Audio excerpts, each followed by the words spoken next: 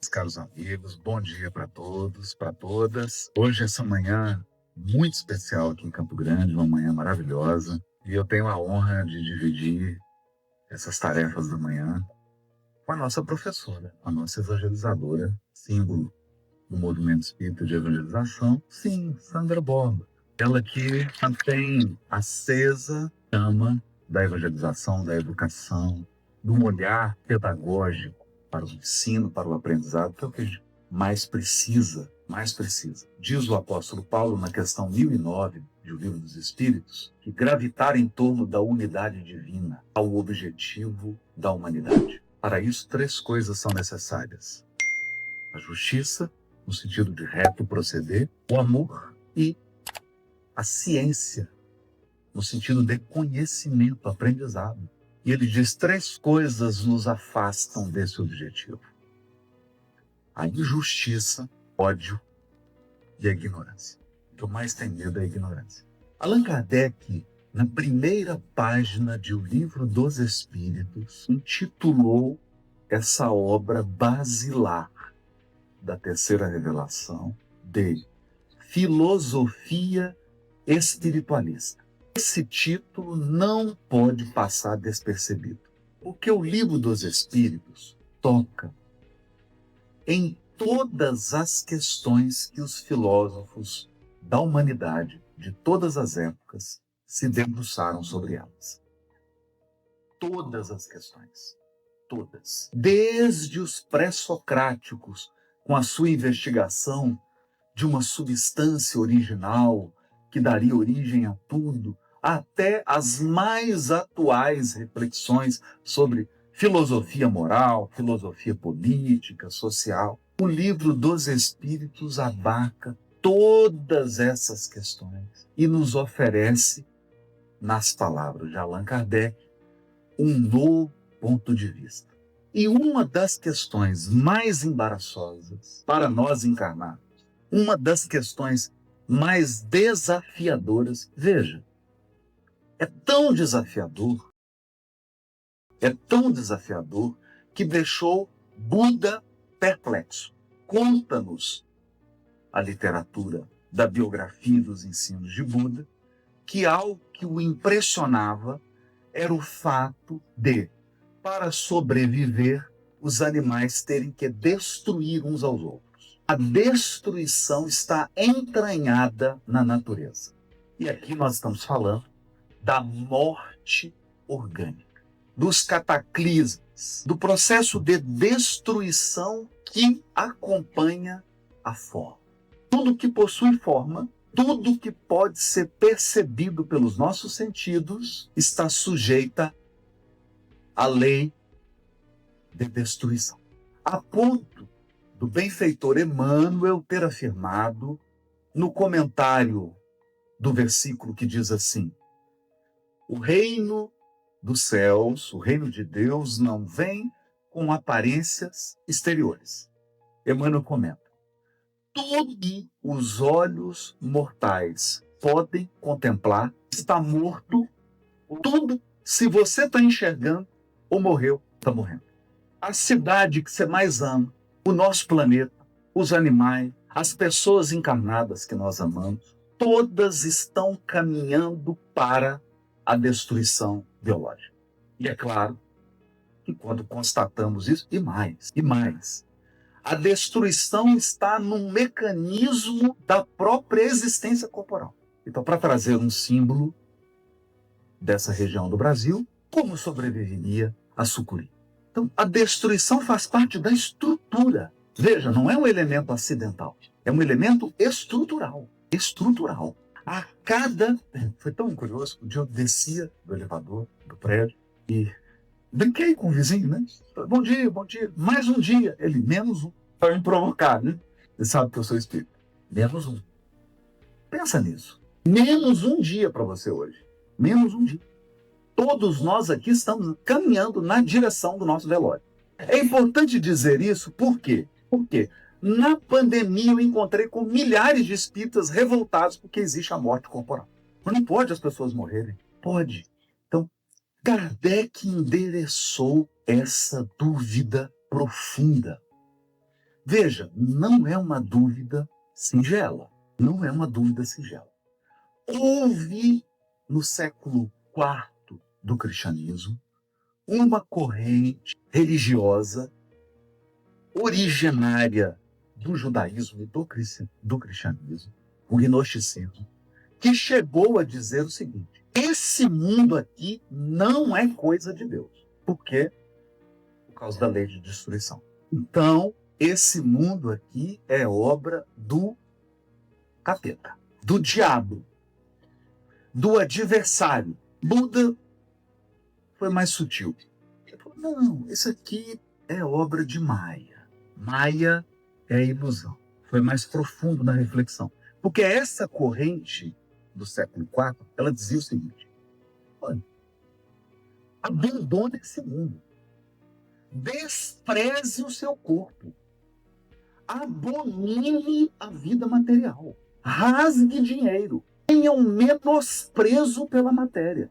Porque isso aqui não é de Deus. E veja que como esse atavismo está no psiquismo de muitos de nós. Como muitos de nós ainda traz esse reflexo. Então, Allan Kardec, escolhido pela espiritualidade superior para corrigir o pensamento filosófico humano, faz a pergunta 737. Com que fim, com que finalidade fere Deus a humanidade por meio dos flagelos destruidores?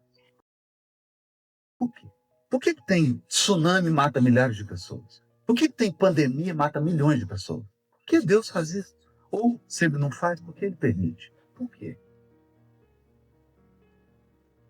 E para nós, encarnados, a nossa lógica é simples. Só existe o que eu toco. Só existe o que eu vejo. Se Deus está destruindo o que eu sou capaz de tocar, se Deus está destruindo o que eu sou capaz de enxergar, eu não entendo. O que Deus quer? O que deu na cabeça de Deus? É isso. Então aqui Kardec vai no ponto. Eu digo que o Livro dos Espíritos, se eu pudesse propor uma mudança no ESD, Estudo Sistematizado da Doutrina Espírita, seria o seguinte: você faz a pergunta, só na outra semana que estuda a resposta. A pessoa tinha que ficar uma semana com a pergunta. Porque a gente passa assim rápido pela pergunta. A gente passa tão rápido pela pergunta que quando você enfrenta uma prova, uma expiação, aí a pergunta volta. Porque a gente só estudou a resposta. Percebe? Tudo que pertence ao mundo da forma está em perpétua renovação. Gente, o sol vai acabar. Fica tranquilo, vai dar tempo de se aposentar. Daqui a uns bilhões de anos. A Terra vai acabar. O nosso sistema solar vai virar poeira. Vai acabar. Toda a sua família vai acabar. Daqui 300 anos não tem ninguém da sua família. Tem um rastro. Nada. Nada.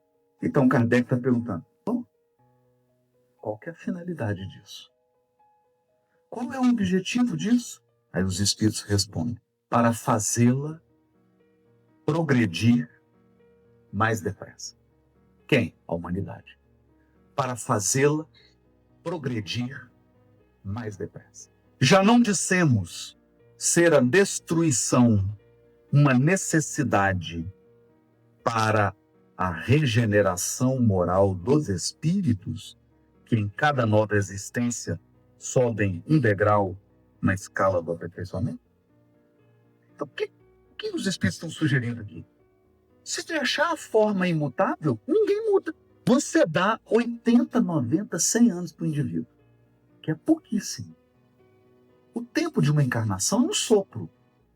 Você dá um tempo tão pequeno e a pessoa ainda fala assim: eu nasci assim, eu cresci assim, você sempre assim. Ela só tem 100, 100 e poucos anos, no máximo. Imagine um encarnado com 400 anos. Insuportável. Insuportável. Depois de 100 anos não ia mudar nada. Não ia ter congresso, não ia ter palestra, não ia ter escola, mais nada. Você fala: não tem mais nada a aprender. E deixa quieto no meu canto. Eu sou assim, nada vai me mudar. Então, todos nós, e os desencarnados aqui estão morrendo de rir, mas daqui a pouco eles vão chorar, porque todo mundo aqui encarnado vai desencarnar. E desencarnado vai encarnar. Não é? Só que aqui a lógica é o seguinte: quem está dentro não quer sair, quem está fora não quer entrar. É o contrário da música. O contrário. Mas a desencarnação é uma profunda renovação do espírito. Uma profunda renovação. Porque você tem que deixar tudo. É por isso que você nunca vai ver um caminhão de mudança acompanhando um carro de velório. Não vem. Você não leva nada, nada, nada, nada. Aqueles livros que você guardou, colocou tudo bonitinho, deixava ninguém pegar para sujar. Aí você desencarna e fica olhando, seu povo pega os livros. Comeu Nutella. Pega os seus livros, você fala assim, né? A gente que... Renato, por exemplo, tem um violão bonito, tem um violão feito à mão. Fico imaginando, eu do outro lado, a pessoa pegando o violão. Não quero nem ver, não quero nem ver. No caso do André Luiz, a experiência foi mais profunda ainda, né? Porque o lado da cama dele foi ocupado. Essas profundas renovações da forma, inclusive por o animal. Se o animal não passasse por essas sucessivas encarnações, desencarnação, essa toma a forma corporal, sai da forma corporal, porque está na cadeia alimentar. Se ele não passa por isso, o princípio inteligente não tem os impactos que ele precisa para se desenvolver. Por exemplo, ele não aprenderia os automatismos que nós aprendemos. Por que nós fugimos de um perigo? Por que nós aprendemos a nos proteger? Por que nós temos um instinto de sobrevivência? Porque você era aquela zebra distraída. Andava, já viu? Aquela zebra, passa o jacaré, aí ela chega do outro lado e fala, aconteceu, né? E a gente vê isso. Tá vendo gente assim andando, né? É só andar assim, só vai atravessando a avenida assim, ó. Você fala, gente, vai ter que voltar a ser zebra. Então, esses impactos que é tão doloroso para nós, enxergamos forma, porque o nosso ponto de vista é o ponto de vista da forma. Da forma. Para Deus, não. Porque o que Deus cria é imortal. O que Deus cria é imortal. Para Deus, nós vamos ver isso aqui. Aí eles continuam. Preciso é que se veja o objetivo, para que os resultados possam ser apreciados. Isso dá vontade de fazer um quadro. É preciso que você enxergue o objetivo para que você possa apreciar o resultado. Porque se você não sabe a finalidade, como que você vai apreciar o resultado? Qual a finalidade? A finalidade disso tudo aqui, a finalidade da forma, é educar o que é imperecível. Essa é a finalidade. Então aqui nós temos um convite para corrigir o nosso pensamento. Para corrigir nosso pensamento. Eu tenho falado muito, tenho chamado a atenção, inclusive a minha, porque nós espíritas focalizamos no processo da evolução. E a gente fala muito pouco no final da evolução. Então a gente fala demais de reencarnação. A gente fala muito de expiação. A gente fala muito de prova e a gente não fala nada de espírito puro, mundo celeste. Nada. Então, você não foi criado para reencarnar.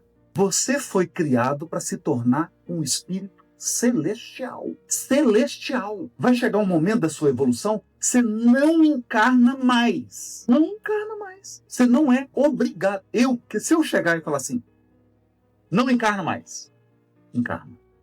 Não encarno. Daí 15 minutos, já estou no esquecimento, dentro do útero da mãe. Esqueci. Porque eu não tenho opção. Deus lhes impõe a encarnação com o fim de fazê-los progredir. Você fala, não quero, vai sem querer.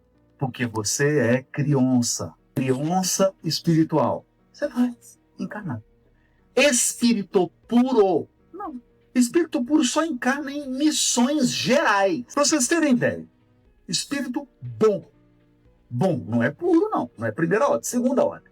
Espírito bom. Asclépios, obreiros da vida eterna. André Luiz fala, nossa, isso é um anjo. Fala, menos. Asclépio é daqui da terra. As esferas aqui, superiores da terra. Menos, André.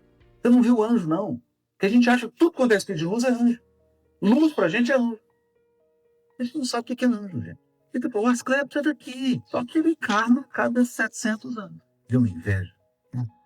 Encarnar e falar assim, quanto que vai ser a próxima? 2023? 2100 723. Maravilhoso. Ele encarna, mas não em intervalos mínimos de 700 anos. No mínimo 700 anos. Percebeu? Isso não é ainda a finalidade. A finalidade é você morar num mundo celeste e chega assim, hoje é que dia? Domingo. O que nós vamos fazer? Vamos visitar a galáxia e tal. Se esse conteúdo fez sentido para você, deixe seu like e se inscreva no canal para continuar acompanhando. Que a luz e a paz estejam com você. Até o próximo vídeo.